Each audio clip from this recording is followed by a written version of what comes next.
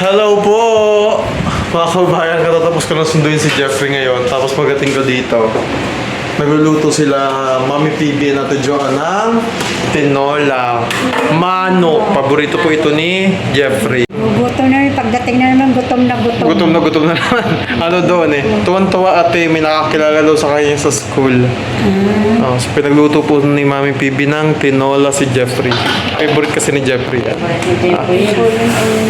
Anong masasabi mo, Nay, na baka next year meron na tayong bagong scholar ulit, may bago ka ng apo? Ay, ba masasabi ko? Ano na ko din? At ano, yung may kasama na naman si Jeffrey. Tuturin ko po rin siyang apo na parang gaya ni Jeffrey. So masaya ka na masaya ka na magkakaroon ka ng bagong scholar kung sakali. Di masaya na po uli ako at may kasama na ulit si Jeffrey. Kung sakaling next year, next year, makakarating po ulit dito. Baka daw si Miguel saka yung kapatid niya. So marami kasi nagsasabi na napanood niyo na ba yung vlog? Oo, napanood ko. Kawawa din na, no? Nakakaawa na. Iyak na ako ng iyak pagka pinanonood ko yung magkapatid. Dahil yung kapatid niyang bunso. Nakakaawa yung sitwasyon nila, no? So sabi kasi ni Kuya, 'di ba? Sino kaya yung mapupunta daw dito? So baka tingin nyo, si Yoyoy, si Miguel at yung kapatid niya or tatlo sila? Paano pag tatlo?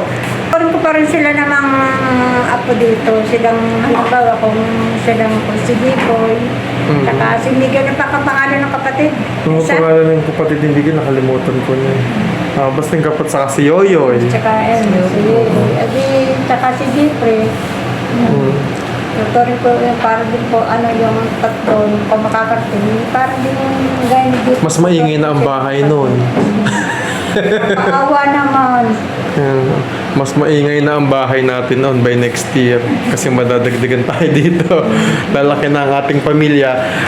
Di ba? Ayun yung tinola ni Ayan, nagtinola ni Jeffrey. Hindi na siya kakain ng gusto manok. niya yan, Nabi. Paborito niya. Hindi na siya kakain ng manok pero gusto Nakain niya. naman. Hindi naman pagilan kasi favorite niya eh. Favorite niya. Pagdating na naman ang gutom na naman. Ano doon sabi ko pumunta muna dito, pwede siya magtinapay, baka magbibihis muna. Sabi ko sa kanya, kakunti na naman yung dalamang kanin. Tama na ito, Lola. Tapos ay magugutom ka doon pagdating. O may tinapay ka pa, wala na po. Alika po, binigyan ko siya ng dalawang badot na tinapay na biscuit. Hindi lang gusto niya. Kasi tinapay din si Jeffrey, no? Mahilig din si tinapay si Jeffrey. Tinapay. Kasi pag nag-aantok daw siya, yun ang Kinakain niya. kinakain niya pang alis daw ng antok. Sabi, Skyflex. O, ikaw ko yung tabler mo, lagyan mo na ng tubig. Pabalik-baliktad pa nga yung ikain tubig, lagyan ng tabler. Asan na yung tubig? Lagyan ng tumbler. Tatawa ko ng Wow, nagsalita! Nagsalita yung hawa-hawa na po yan. Sa Ate Joanne, saka si Nanay. Diyos ko, mali-mali. Alam niyo po, masaya po kami dito sa bahay kasi mali-mali na po yung mga sinasabi ng tao. Sumunitin pa ng isa. Magkakatuho lang kami dito. tawa ko ng tawa ko nila. Masaya lang. Tawa rin naman siya ng tawa. Si Jeffrey. Ako sa iyo. Nakawa na sa amin ito eh. Mali-mali. Mga mali-mali. Sabi pa kanya, ano ba yung Lola? Ang salita ko yung ganun, ewan ko sa iyo. Kaya ano nangyayari sa isip niya. Tapos sabi niya kanina, iba talaga yung utak ko. Ano ba yung utak ko? Naikot. Naikot na yung utak niya. Naikot na Actually, kanina po, sinaway na siya ni Mami Pibis na tumigil muna sa ginagawa niya at baka masobrahan naman sa ng laptop, pag-aaral, ma-pressure. Pinigilan na siya kanina ni Mami Pibi at pinakain na kaninang tanghali. Mamaya, may bukas pa naman o mamayang gabi. Agad tanghali ka na ganyan. Alas 6 ka na nandito pa. Alas 11, may gawa ka pa rin ng gawa. Bakit umahinga ka na at naliligo ka pa, kakain pa. Sabi nga niya, pinaligo mo na daw siya kanina. Kapag may maligo na eh. Sipag kasi mag-aral po ni Jeffrey. Eh, naano namin na hindi naman kailangan na sobrang kasi hindi naman siya pinipressure dito. Oo. So yung kanin ba natin, madami? Ayun pa sa rice mo. Wow, ganito po kami magkanin dito. Dahil mga ganado po kami lahat kumain dito. Ayan, may rice cooker dyan. Tapos, ayun, para kay Jeffrey. Tao. Oo, Bangaldero. Alam niyo po si Jeffrey, masarap siyang kumain. Ganado laging kumain niya si Jeffrey. Ay, lalo na ngayon. Lalo na ngayon ang ulam ay manok. Favorite niya yan. Di ba? Lalagyan niya pa Ang yung bango nga. sili. Oo, tas si Jeffrey po, sobrang hilig sa sili. May tanim nga po kaming sili doon sa garahe. Sabi ko, Diyos ko, baka maubos niya. Inaano naman namin, nawag yun kasi mamaya, pag sobrang anghang, makasama din. Ano sa kanina. Eh, nagusto niya kasi mas ganado siyang kumain pagka... May sili yung sabaw. Oo, Lagi siya mahilig sa sabaw sa umaga. Pag nakita niya ng sabaw. sabaw, Masabaw siya, no? mahilig siya Sa sa sabaw. sabaw. Saka kaninang umaga, ang dami niyang siguro naubos yung 1.5 na tubig. Very Kaya good. may inom ng tubig kasi hindi nakakain kaninang tanghali. Di kasi si Jeffrey po ay pinagsasabihan namin. Kasi si Jeffrey, napakahina pong uminom ng tubig. Kaya naubos niya. O at least nakakainom na siya ng tubig. Kaya kakunti pa na nakain niya, sinabusog na siya sa tubig. Inom ng inom. Mayami inom ng tubig. Tuwan-tuwa kanina at sabi niya, sayang tito kasi gusto sana kong pakantahin ng professor ko eh. Ay, ba't di ka kumanta? Eh, nahiya nga ako eh. Sabi niya, next time na lang. Next time na lang daw. Sabi ng professor ko, narinig na niya yung boses ko, mukha daw maganda eh. Sabi niya. Dapat siya kumanta. Sabi ko, pumunta muna dito eh, baka nagbibihis. Kasi ano na po, 6:30 na, magsi 6:30 na. Ginabi kami ngayon. Anong oras ang pasok na ang bukas? Ganun ulit, yung katulad nung hinatid natin siya, 10, doon sa, kasi bukas po, pupunta kami ni Mami PB sa hospital ulit kasi check up niya ni Mami PB. Pero ihahatid muna namin si Jeffrey. Ayan, ihahatid muna namin si Jeffrey sa school niya. Ang bango ng tinola. Madami. Dapat maraming sabaw. Kasi si Jeffrey po, nauubos niya yung isang bowl na malaki kasi mahilig din siya sa sabaw. Nalagyan ko pa yun ng isang alon. Lagyan mo pa. Oo, Ayan. isang balde, mga isang balding sabaw para kasi si Jeffrey talagang mahilig po. Bumili na pala sila ng manok, kaya namalengke po ako kanina. Bumili rin ako ng manok kasi sabi ko gusto nga ni Jeffrey ng manok. Ito pala bumili na po sila Mami PB at sakto nagtinola sila. O di next time naman, pwede naman natin itong i-adobo. O, i-adobo natin yan. O, dito. Palagutan na naman yun. Kaya nga nakakagutom kasi mag-aaral. Tuntua kasi pinayagan kong sumama sa mga classmate niya sa Robinson. Nakagala siya. Malapit lang naman. Basta sabi ko, magpapaalam lang. Walang problema. Nagme-message naman siya. Niyaya siya. Sabi ko, okay lang. Walang problema. Din nga, nakilala lang daw siya ng nanay nung classmate. Diba ako naman siya kaya May bawang siyang pera. Sabi ko nga, anong binili mo? Sabi ko, dapat bumibili ka din para di ka nagugutom. Bumili daw siya ng siomay. nahinig sa siyuman siya. Bumili siya ng siomay. Okay lang kasi di naman yung siomay. Sabi nga niya saan kanina, hindi naman po nag-load ako. Hindi naman daw araw-araw. Lagi na siyuman. Ikaw baga araw-araw. Sa kanina.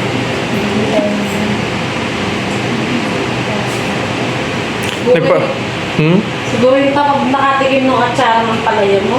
Ayaw nga. Si Jeffrey kasi mahilig din sa atsara tuloy. Sa ampalaya. Sobrang hilig niya sa ampalaya nung bata na yun. Meron pa doon daw. Isa pala, patikimin mo ng atsara. Oo, nung atsara. Sa amin po kasi mga kababayan, inaatsara ang ampalaya. At napakasarap ng atsara ang palaya ni Mami PB. Favorite kain mo ni Chris ka na. Oo, si Christian TV ko. Pag nakapit yun noon, ay nako. Masarap yun. Kahit ano, inalayo ulam nila. Pwede. Mahilig Oh, ganito po namin dito inaasikaso si Jeff. Kung anong gusto ni Jeff, kung kaya nating ibigay, yan, ibinibigay natin. Oh. Gusto niya ng manok, bili tayong manok. Oh. Ayaw niya rin ng prito, nagtatago siya, papahitan daw siya ni Daddy Paul niya. Sabi ko, hindi naman bawal yung manok. Actually, maganda yung manok sa katawan. Yun nga lang, yung fried chicken kasi dahil piniprito yon, wag muna yon kasi nga, hindi maganda rin na araw-araw. Ayaw niya na talaga na nabibili siya ng manok. Alam niyo po yung sahog na papaya na tilola na yan ay galing lamang po sa tanim ni Mami PB. O, di ba? Matagal na nila napapakinabangan. Ay, may hinog na? Sinara pa mga kalinot mga sarap daw din na pagdating ng isa sa Itong ganito. Medyo manibalang. Pero hinog na to eh. Tinan niyo po. Matamis po yung mga papaya na tanim nila dyan. Walang buto. Walang buto. Maliit pa kasi. Saka may tanim sila doon ni Jeffrey na okra. Tuwan-tuwa si Jeffrey. Alam niyo po si Jeffrey nagtanim ng okra. Kaya lang, si Jeffrey, Diyos ko, kung saan pong daan ng tao, kung saan maapakan, doon niya tinanim. Yan yung dalawang punong maano na malaki-laki tayo doon nila. Tinanim. Kamuti, nabunga na rin. Bunga na. Oo, maganda yung okra yun eh. Mababa pala ang nabunga na agad. Maganda pala magtanim si Jeff. Oh, kaya lang sa daanan ng tao niya tinanim yung okra. Sa daanan ng tao. Marami ng okra. Nakapaan ko nga yun eh. Sabi ko, ay, may okra pala dito. Naapakan ko din ng kahapon. Nagarinig na nga, namatay nga yung isa eh. Sa daanan niya kasi nilag. Tinanim. Ang bango ng tinola. Pero alam niyo po kung ano po ang masarap sa tinola? Native. Native na manok. Kaya lang kasi dito, bihira kasi ang nagbebenta ng native. Ang ginagawa pa po minsan namin, doon sa Mindoro, nagbibilin kami niyan. Oh, yan. Isa pa po sa mga baby ni Mami PB dito. Ang taba na niya. Ang taba. Yak! Yak! Hindi pa nag-toothbrush. Ang taba-taba na ni Udang, oh. Naka-diaper po yan, oh. Kasi may regla. May regla siya. Ang taba-taba na ni Udang. Isa yun sa mga libangan ni Mami PB dito, eh. Yan ang baby dito, bunso. 3 po aso namin dito. Meron kami isang malaki. Isang medium size, small, medium, and extra large. Yung mga aso namin dito. Ayan. Yan ang pinaka-baby namin. Oh. Kung napapanood nyo po dati pa lang si Pugong Biyahero sa Batangas, kasama na po yung si Udang. Nung yan ay baby pa lamang. Ngayon na. Ganyan lang siya kalaki. Cute-cute eh. Oh. Hindi kakain si Jeffrey ng manok, ha? Manok ba? Hindi ka pwede kumain ng manok. Di ba ayaw mo ng manok? Wala naman manok eh. Mayroon! Weh! Tingnan natin si Jeffrey. Lulukuhin natin. Wala naman manok eh. Mayroon! Meron niluto sa'yo si Mami PB na manok. Kaya lang may sabaw. Yeah, oh. Ano na? Si Jeffoy, Bubos mo kami. sili. Simple lang ulam. Tinola, isda, tas ang kaldero nasa gitna. Ano? Pwede ba yung manok? Oo. Hindi naman maganda nga ang manok eh. Sili na lang. Kasi ilagay mo ng sabaw. Dito ko lang ilagay ito. Kakainin mahiligin sa sili. Pwede rin lagay ko yung... May ulam po kaming suso. Ganito kami kasimpleng kumain dito. Pobre kami, pobre. Pobre. Si Jeffrey. Kakain ng manok. Nakikijab ng suso. Yung suso. Okay, so mga kabayan, sa magandang gabi po sa inyong lahat. So galing pa ako ngayon sa school ngayon, so nakalabas lang pa ako at saka sinundan naman ako dito. So medyo ano lang, may ano lang talaga. hindi naman ako pagod mga kabayan, medyo okay lang naman. Tapos na kumain eh. Tapos tapos na rin ako kumain. Gusto yung luto. So, Na manok. ang luto namin ngayon, ang ulam namin ngayon isa manok. So medyo bawal sa akin yung manok pero masarap. Medyo bawal. Bakit bawal? May ano daw ako. Kasi parang ano daw, parang may allergy daw ako yung mga Sino nagsabi? hindi ko lang sabi ko lang. Sabi niya lang.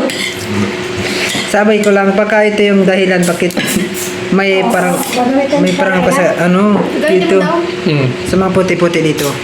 Kaya pero masarap naman. Inamoy ko pa kanina. Sobrang sarap talaga. Nakain pa nga kami tapos pero siya tapos na siya. Tapos lagyan ng sili.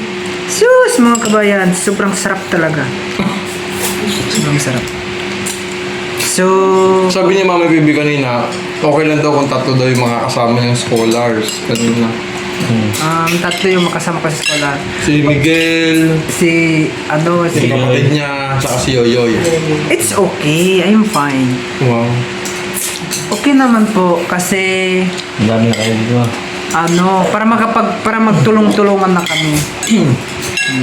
Ang tawag sa inyo, kung saan tama kayo. The Barakitox. Para kita si ano naman yung nakauna yan, napauso naman si ano. Si ano yung asawa ni Tita Friends.